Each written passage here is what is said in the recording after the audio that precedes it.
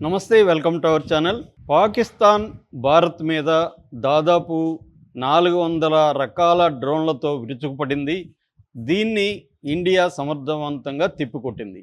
So అసలు ఈ డ్రోన్లు ఎలాంటి డ్రోన్లు, వాటిని ఎట్లా పాకిస్తాన్ మన దేశంలో ఏ ఏ ప్రదేశాల మీద ఎలా ఉపయోగించింది, వాటిని ఇండియా ఎలా ఎదుర్కొనింది, అసలు ఇన్ని వందల డ్రోన్లు పాకిస్తాన్కి ఎవరిచ్చారు, వాటి ఎఫిషియన్సీ ఎంత, దానివల్ల ఫర్దర్గా కూడా మనకి ఎలాంటి థ్రెట్ ఉండొచ్చు అనేది మనం ఈ వీడియోలో చెప్పుకుందాం. యాక్చువల్గా నిన్న మన foreign ministry secretary Vikram Misri, తర్వాత కల్నల్ సోఫియా ఖురేషి, తర్వాత వింగ్ కమాండర్ వ్యోమికా సింగ్, ఈ ముగ్గురు ప్రెస్ మీట్ పెట్టి ఈ డీటెయిల్స్ చెప్పారు. దాని తర్వాత దీని మీద నేను ఇంకొంత రీసెర్చ్ చేశాను, ఈ డ్రోన్స్ వీటికి సంబంధించి. సో ఈ విషయాలు ఇప్పుడు నేను చెప్తాను. యాక్చువల్గా ఏంటంటే, మనం ఏప్రిల్ 22న పహల్గామ్లో పాకిస్తాన్ ప్రేరేపిత టెర్రరిస్టులు అటాక్ చేసి టూరిస్టులని చంపారు. అందులో మొత్తం 26 మంది, ఒకరేమో నేపాలీ వాళ్ళు, ఒకరేమో అక్కడ హార్స్ రైడర్, ముస్లిం కాశ్మీరీ హార్స్ రైడర్ కాకుండా మొత్తంగా 24 మంది హిందూ మగవాళ్ళని వాళ్ళు ఏరి చంపారు. సో దీనికి ప్రతీకారంగా మొత్తం ఇండియన్స్ అంతా కూడా ఉడికిపోయారు, రక్తం ఉడికింది. సో ప్రతీకారం తీర్చుకోవాలనుకున్నారు. దానికి మోడీ ప్రభుత్వం కూడా సిద్ధమైంది. ప్రతి టెర్రరిస్టును ఐడెంటిఫై చేసి పనిష్ చేస్తానని మోడీ చెప్పాడు. ఆ టెర్రరిస్టులనే కాకుండా వాళ్ళ బ్యాకర్స్ని కూడా. సో ఇప్పటి వరకు మనం చాలా ఓపికగా ఉన్నాం. 4 యుద్ధాలు జరిగినా కూడా మనం ఇండస్ వాటర్ ట్రీటీ జోలికి వెళ్ళలేదు. కానీ ఈసారి ఇండస్ వాటర్ ట్రీటీని ఆపేసాం. మిగతా డిప్లొమాటిక్ చర్యలు, ఎకనామిక్ చర్యలు, అంటే మనకి వాళ్ళకి మధ్య ట్రేడ్ని ఆపేయడం, ట్రేడ్ రూట్స్ని కట్ చేయడం, ఇలాంటి అనేక చర్యల్ని మనం తీసుకున్నాం. దాంతోపాటు అది సరిపోదు కాబట్టి మనం వాళ్ళ టెర్రరిస్టు క్యాంపులు, ట్రైనింగ్ క్యాంపుల మీద అటాక్ చేయడానికి ప్లాన్ చేసుకున్నాం. దాదాపు 2 వారాల తర్వాత మే 7th అర్లీ అవర్స్లో 9 ప్లేసుల్లో మనం ఒకేసారి 25 నిమిషాల్లో అటాక్ చేయగలిగాము. సక్సెస్ఫుల్గా, ప్రిసైజ్గా అటాక్ చేసాం. ఎక్కడ సివిలియన్స్ మీద కానీ మిలిటరీ జోలికి కానీ వెళ్ళలేదు. నిజానికి పాకిస్తాన్ సైలెంట్గా ఉండాలి, కానీ పాకిస్తాన్ సైలెంట్గా ఉండకుండా ఏం చేసిందంటే, పాకిస్తాన్ మన దేశం మీద దాడికి రంగంలోకి దిగింది. ఒకటి, ఎల్ఓసి దగ్గర విపరీతంగా దాడులను పెంచింది, మన ప్రజల మీద అటాక్స్ చేసింది. దాదాపు 31 మంది మన పౌరులు చనిపోయారు. దాంట్లో మన సైనికులు కూడా చనిపోవడం మొదలైంది. మన మురళీనాయక్ మన సత్యసాయి జిల్లా అతను చనిపోయాడు. తర్వాత ఒక సివిల్ అడ్మినిస్ట్రేటర్, అంటే అసిస్టెంట్ డెవలప్మెంట్ ఆఫీసర్గా ఉంటున్న అతను రాజౌరి నగరంలో అతను చనిపోయాడు నిన్న. దాని తర్వాత పౌరులు ఒక 31 మంది చనిపోయారు, ఒక 60 మంది పైన గాయపడ్డారు. దీంతో పాటు ఒక 15 నగరాల్లో మిలిటరీ ఇన్స్టాలేషన్ మీద వాళ్ళు మిసైల్స్ దాడి చేశారు. వాటన్నిటిని మనం తిప్పికొట్టగలిగాం. ఎప్పుడైతే మిసైల్స్ అటాక్ చేశారో మనం కూడా మనం కవించలేదు, వాళ్ళు కవిస్తే మనం బదులు ఇవ్వడం అన్న ఒక స్ట్రాటజీలోనే మనం ఉన్నాం. మనం ఎప్పుడు కూడా మనం పాకిస్తాన్తో వారు కోరుకోలేదు. మనం పాకిస్తాన్ భూభాగంలో ఏ రకమైన యుద్ధ కవ్వింపు చర్యలకి మనం పాల్పడలేదు. వాళ్ళు పహల్గామ్లో రావడం, తర్వాత ఈ 15 టౌన్స్ మీద అటాక్ చేయడంతో మన వాళ్ళు కూడా వాళ్ళ మిలిటరీ ఇన్స్టాలేషన్ మీద అటాక్ చేశారు. దాంతో వాళ్ళు ఏం చేశారంటే, ఒక 400 రకాల డ్రోన్స్ని మన భూభాగం మీద దాదాపు 36 ప్రాంతాల్లో, జమ్మూ నుంచి మొదలుకొని గుజరాత్ వరకు కూడా దాదాపు 36 ప్రదేశాలు, అవంతిపోరా, ఫిరోజ్పూరు, గురుదాస్పూరు, ఓషాపూరు, రాజౌరి, కుప్వారా, బారాముల్లా, అవన్నీమో బార్డర్ ఏరియాలు. అవి కాకుండా కూడా పంజాబు, గుజరాత్, రాజస్థాన్, ఈ 3 రాష్ట్రాలు, దాంతోపాటు ఢిల్లీ.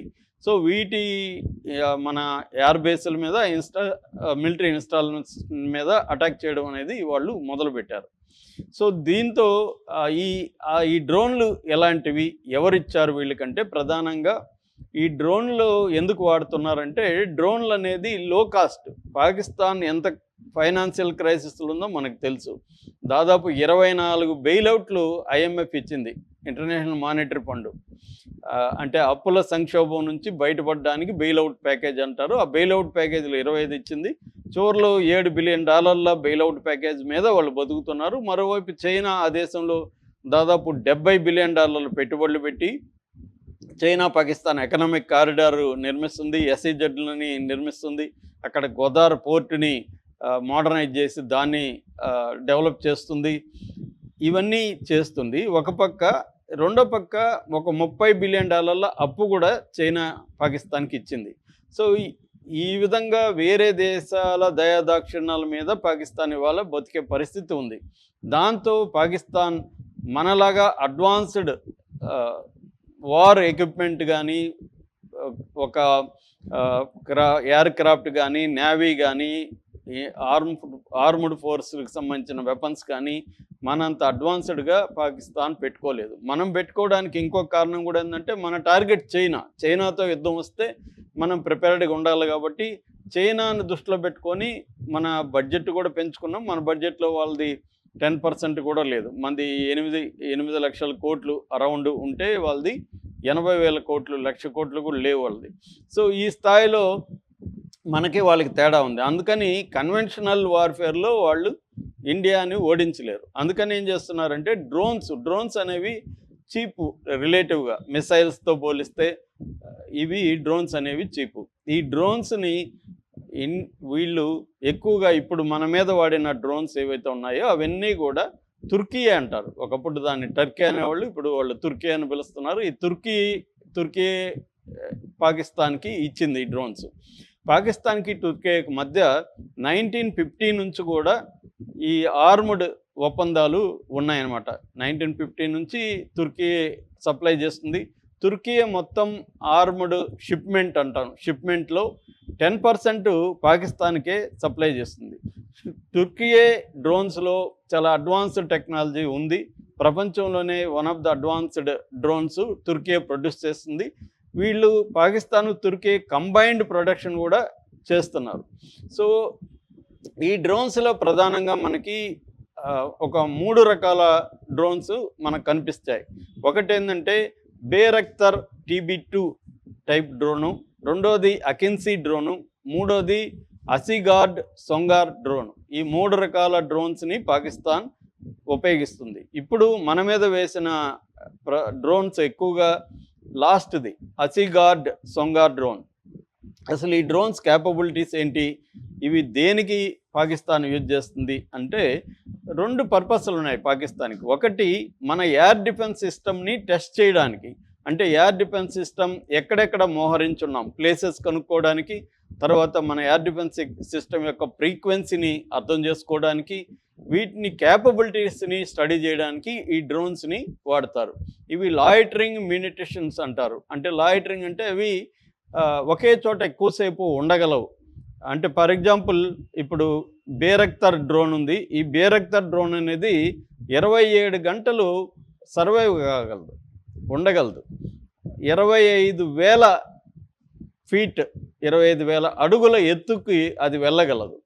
సో అందువల్ల దానికి ఎండ్యూరెన్స్ ఎక్కువ ఉంటుంది, ఎక్కువసేపు ఉండగలదు. దాంట్లో కెమెరాలు ఉంటాయి, అడ్వాన్స్డ్ కెమెరాలు.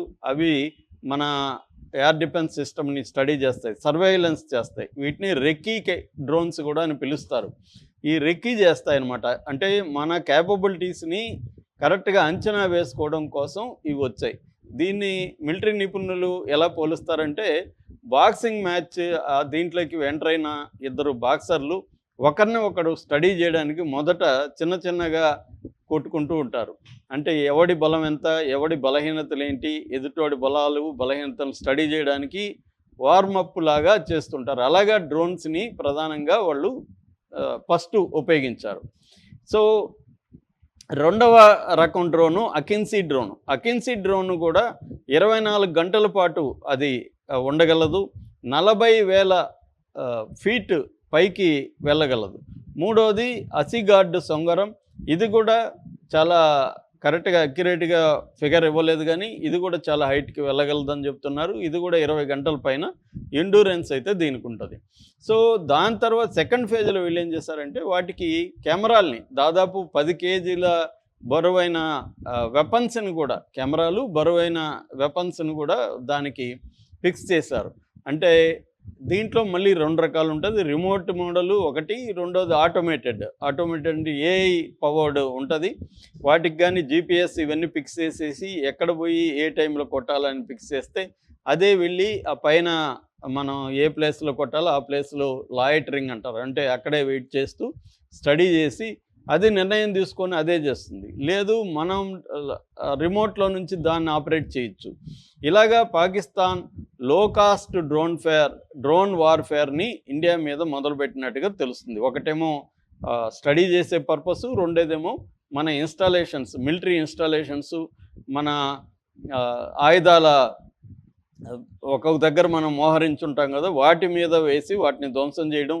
ఈ 2 పర్పస్‌లతో ఈ డ్రోన్స్‌ని ఉపయోగించినట్టు తెలుస్తుంది. ఈ 36 ప్లేసుల్లో కూడా ఈ 400 డ్రోన్స్‌ని మన ఎయిర్ డిఫెన్స్ సిస్టమ్ కూల్చేసింది. మన ఎయిర్ డిఫెన్స్ సిస్టమ్‌లో రకరకాల పద్ధతులు మనం డ్రోన్స్‌ని ఉపయోగించాం. ముఖ్యంగా మిసైల్స్ వచ్చినప్పుడేమో మనం S-400 ఇది హైయెస్ట్ ఎయిర్ డిఫెన్స్. ఎయిర్ డిఫెన్స్‌లో 3 రకాలుంటది. ఒకటి ఎయిర్ డిఫెన్స్‌కి సంబంధించిన ఇవి వాడడం. రెండోది కమాండ్ కంట్రోల్ పోస్టులు ఎక్కడెక్కడ ఉన్నాయి అనేది స్ట్రాటజిక్ ప్లేస్‌లో ఉండడం. మూడోది మన రాడార్ వ్యవస్థ బలంగా ఉండడం. సో, మనం శాటిలైట్ ఆధారిత రాడార్ వ్యవస్థని